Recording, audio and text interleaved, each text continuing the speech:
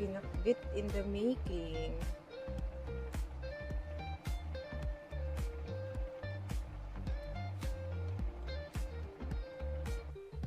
New day, new vlog.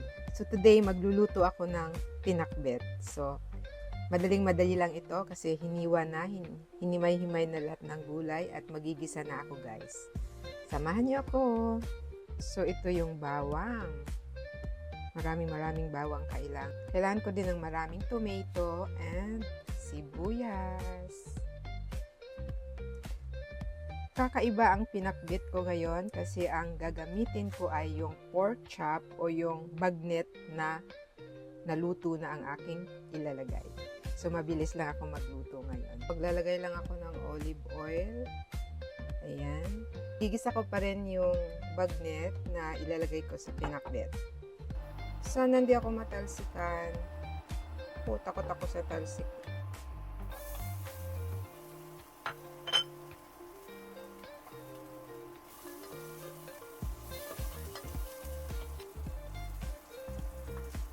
So, ilalagay ko na muna yung bagnet. Bago ko ilalagay yung sibuyas and tomato. Lalagyan ko rin siya ng tomato. Para lang maging malutong siya.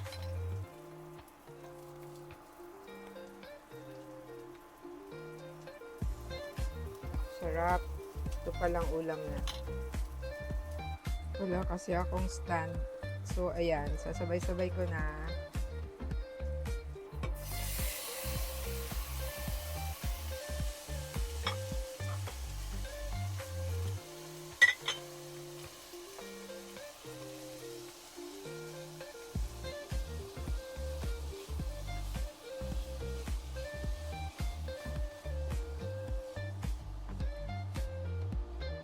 Yempo kasi ito na malutong or bagnet. Kaya masarap.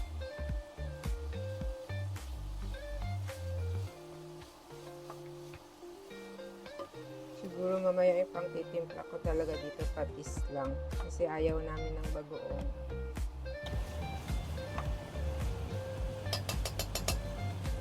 So, sasabawan na rin natin. So, sasabawan na rin natin. Pwede na. Pwede tayo ng konting patis.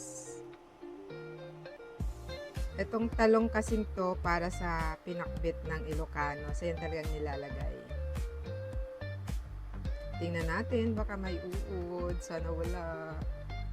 Ayan, importante na sinaslice natin yung talong. Ang bilis mangitim, no? Kasi makikita mo may mga, lalo itong maliliit na talong, makikita mo may mga uod ng konti. So, tinanggal natin yon. Hindi pa naman siya uod, pero parang bahay pa lang ng uod. Ayan, nangitim na. So, kami, sabay-sabay namin nilalagay ang gulay pag nagkumulo na ng ganyan. So, sobrang gustong-gusto namin ang gulay. Kahit 3 lang kami. Ayan, pakarami ito guys. Sobrang dami. Sasabay-sabay ko na siyang ilalaglag doon sa ilalagay doon sa sabaw na kumukulo. Okay. So, ayan, unti-unti na nating nilalagay yung gulay. Sabay-sabay ito. So, I am praying na magkasya yung mga gulay ko sa isang maliit na kaserola ngayon. Ayan. So, may kamote, may okra, and meron pa nito. This is hindi ko alam ang tawag. Okay, ayan. So, abangan guys. May talong, syempre. Usually, mayroon pang alukon, pero wala kaming alukon ngayon. Yan, ang dami pala. So, ang dami. May isa pang gulay na talong. So, ilalagay ko na siya sa ibabaw. Can you hear that? Yes, pinakbit in the making.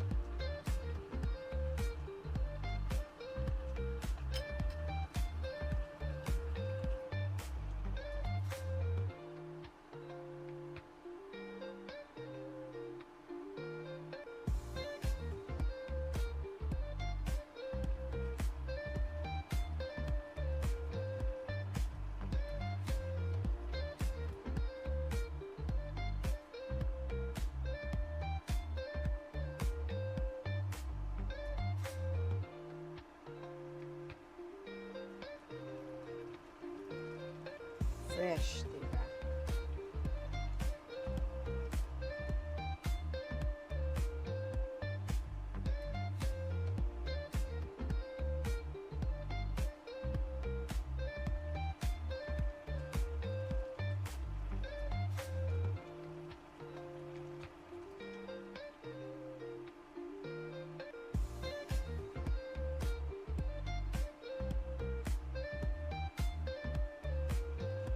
Yes, until such time na haluin ko na siya.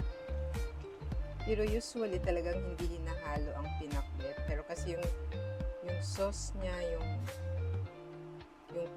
palaman or yung sagpaw is nandun sa ibaba.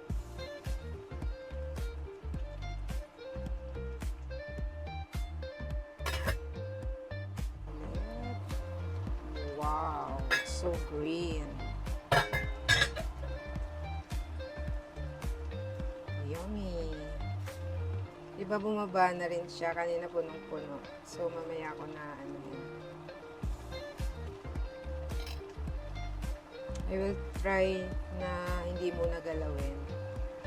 Konti lang naman ang water nito. Did I have water? Did I put water? Yeah, marami pala.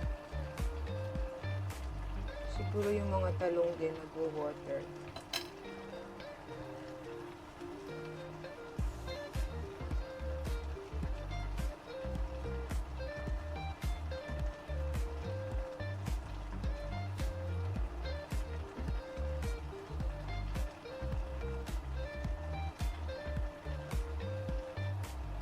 Yes.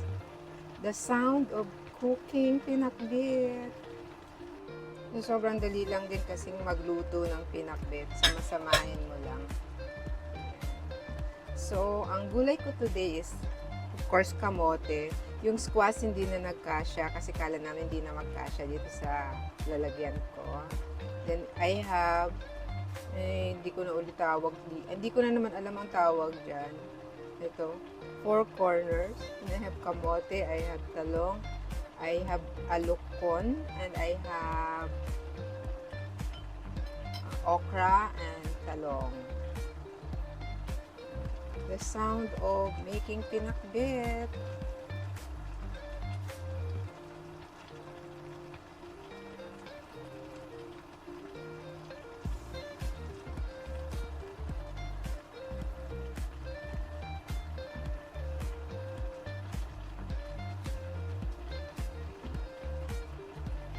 So, parang ilang beses ko nang bukas-sara to. Kasi I wanted to hear that boiling gulay.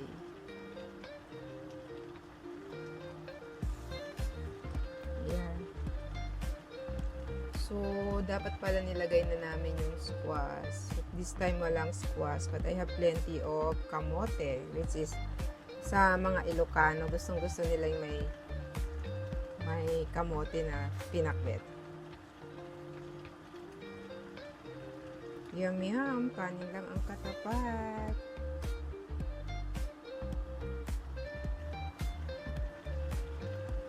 Ayaw din natin ma-overcook yung gulay. So,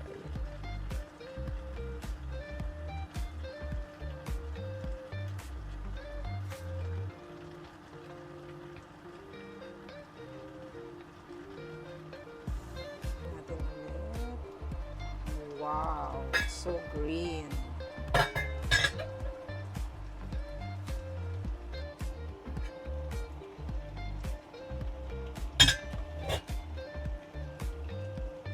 Slow fire lang, pero naluluto siya.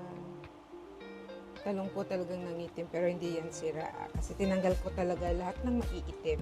Ako pa, sobra-sobrang arte ko kaya pagdating sa mga pagkain. Kaya usually, lutong bahay ako eh. Kasi mas gusto ko ako nagluluto, especially meat. Naku, arte-arte ko. Hirap kong pakainin. So, bilangin nyo na lang kung ilang beses ko ito bukas-sara. Kulit ako magluto eh.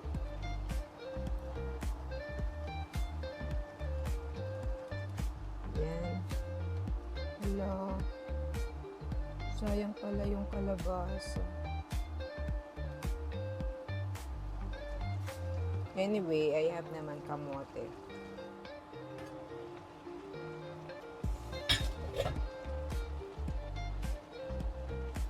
Talaga pong ganito ako ha. Ilang beses ko na open, bukas sara yung kaserola.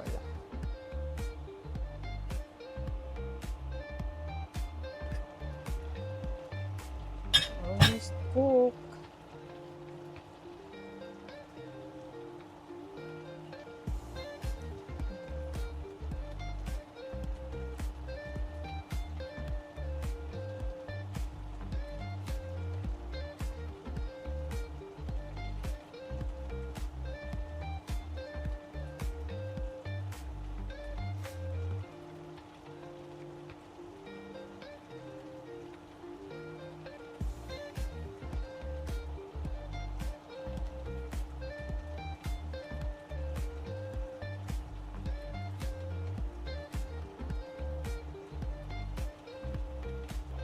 So, dapat ko na siyang haluin. Mainit na dito sa kitchen ko kasi exhaust fan di ko hindi ko na siya na-open. So, mag-iingay siya. Hindi ko maririnig ang boiling, pagbo-boil mo. I'm about to mix this already.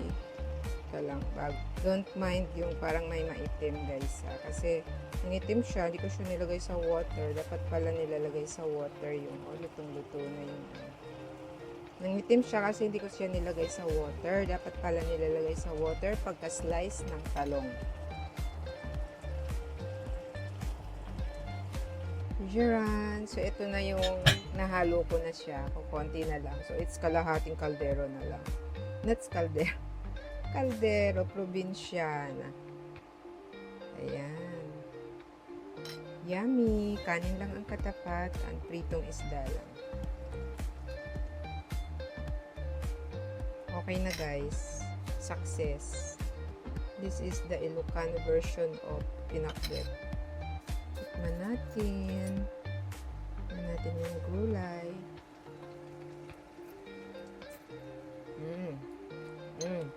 Yum. Lambot na.